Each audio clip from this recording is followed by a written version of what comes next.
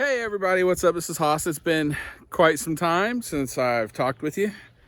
I have a couple videos planned for down the line here, but I wanted to go ahead and pause on what I was supposed to put out tomorrow and instead give you a little bit of an update.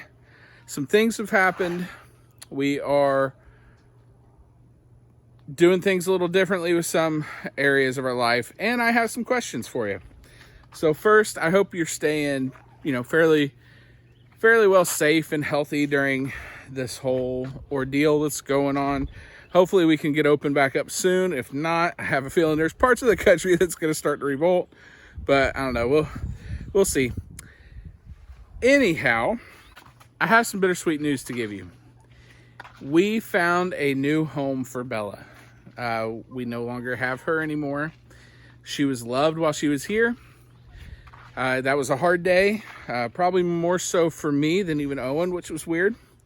So I got a call one day and said, "Hey, is your puppy still available?" And I said, yes. And we talked and I'm like, man, this sounds like a really good situation. My only issue is they had 2 other dogs and I was a little nervous about that. And they said, well, let's meet because they live really, really far away. Down closer to Fort Myers in southwest Florida, whereas I'm closer to Central, though I guess you could still call us South Central. I don't know. Makes it sound like we're harder here. So we're gonna go. I live in South Central Florida. Anyway, so we drove to town about an hour and a half for the both of us. Met in the middle. Took them both. They brought one of their puppies into a secluded area. It was a college parking lot, but because people are on lockdown, it was there was nobody there. It was just us. We didn't have to worry about any cars passing by. It was really nice. Let him out, and she loved the other dog. Made me so happy because I wasn't going to be able to bring her home. Owen had already told her bye. If it didn't work out with this family, I was going to have to take her to Humane Society. And I really didn't want to do that. She loved the dog, loved them. They brought their little girl out. Beautiful little girl. I just wanted to squish the cheeks, but I didn't know him, so I didn't. But beautiful little girl. Bella loved her, just started licking her like crazy. Little girl cracked me up just the whole time, just reaching for Bella. I loved it. It was wonderful. Time came for me to say my goodbyes. She wouldn't let me. She jumped into the back of the car and went up to the front with the other dog, and I think it worked out better that way. As we were driving out, I was behind them for a mile, 2 miles. She sat in the back seat looking at me, biggest smile, and it was a really sweet thing. So we've gotten some updates, and she's taken to the home and the family and everything, and it's wonderful. And so that's really good. So bittersweet. Bitter because it hurt to lose her. Sweet because she's in a loving home and she is so happy. I don't know where Goober went. Hey bud, I like your jersey. It's a little big for you. Too big. What do you think? Turn around, let's see the back of it. All right. Say go Hawks. My head to fit in there. I know, that's wild because you got a big head. Say go Hawks. Go Hawks. That's the town I'm originally from. So, some changes came because of all of this. We've been having the garden and the side. We have a bunch more cans. I'm going to try to get some more buckets, and then I have soil coming as soon as they can deliver it to Hickory Hill. So we are going to clean out the dog run where we had Bella. There is a inflatable cactus. Wind picked it up from the pool, put it in there, so we may have to throw that away and get a new one just because it's probably laying on some dog mess that I haven't got to clean up. I'm doing that tomorrow. Anyway, so we're gonna move the garden into here. That'll help take care of any rabbit issues. It gives us lots of space. We can shade it really easy, and really excited for what we can do with the garden in this area. I did get to learn how to patch a pool underwater, so that was fun.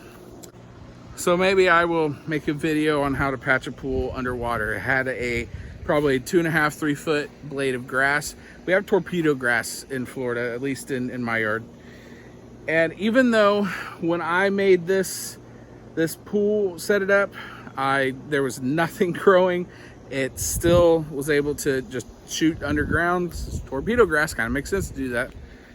And it grew up over the winter, not being used. But the pool's back functional. We've been using this time home to get it taken care of. So that's where we're at. Now, what I wanted to show you, give you a bit of an update. Our chicks are huge. Who locked this gate? I never locked this gate. Why would I lock this gate? All right. Get in there, you stupid bird. So our chicks are getting huge. Let me open this here.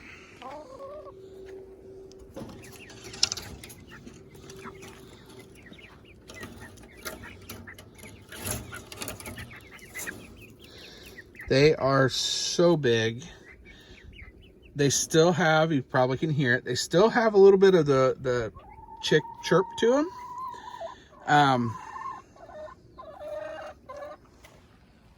What do you say, Whitey?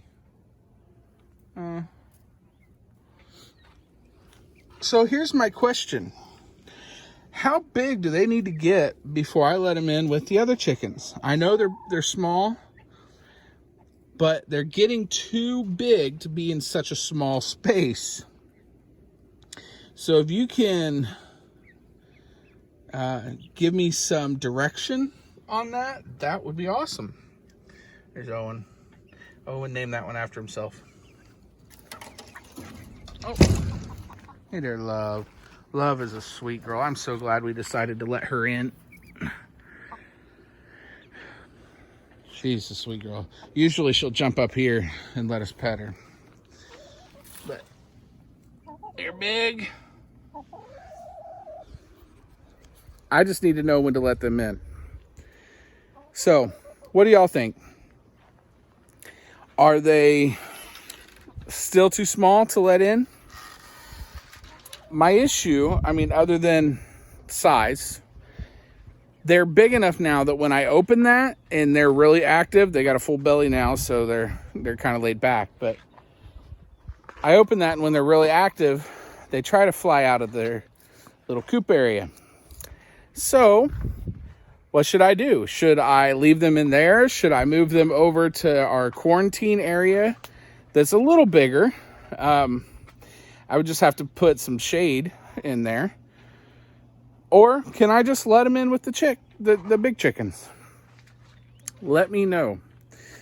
Also, finally, before I go, we are so close to 600. And it snuck up on me that we are so close to 600. So what I'm going to do, I'm going to announce our next giveaway. We're like 200 or 2 people before 600. So when we hit 650 subscribers, I'm going to choose a winner. And like I've done in the past, I want to try to keep the prize something local from Florida that you wouldn't really be able to experience outside of the state. So what I've chosen to be is our giveaway this time. Now, here's the rules. 1, you have to be in the U.S. Sorry, everybody else. Shipping's just too expensive. Or Canada. I'll go ahead and make it Canada. U.S. or Canada. And you have to comment on this video that you've liked it, that you shared it, and of course I know you're commenting, but please share us. Those are the 2 things. Like and share on this video. This is the drawing pool. You will be entered to win this. If you are a fan of deer meat for dinner, you're going to know this brand very well. Everglades seasoning. It's made right here in Sebring, where I live. We have the original, which goes good on just about everything. We have the Everglades cactus dust. It's a good barbecue rub. It's molassy. Everglades heat. This isn't super hot, but it's got a little bit kick to let you know it's there. Everglades fish and chicken. And then in there, I won't open it, there's a moppin' sauce that is delicious. Goes great on everything. So I will send you this. You get 4 spices, 4 seasonings, and some moppin' sauce. It's if you walk into a Florida house, you're gonna see this. I know people that buy it by the 5-gallon bucket, and they put it on everything. Much like I assume people in the Northeast do with Old Bay. So that's where we're at. Thank you all for stopping by. Make sure you comment that you have shared this. As soon as we hit 650, we will do a live. I know it's been a long time since we've done a live. We'll do a live. We'll give it away. Please let me know about those chicks. If I can move them in with the other chickens, I would like to do that. If I can't, I'll have to figure something out. Maybe I'll split them up between that and the quarantine area. I don't know. Y'all be safe. Keep separated. Don't keep separated. It's up to you, really. I mean, you're a free person. Do what you want to do. I know what we're doing. We are trying to stay away from as many people as possible. Even when I go to the store, I try to stay away from people. Be self-sufficient, help everyone you can, inconvenience no one. Y'all have a good day. Bye.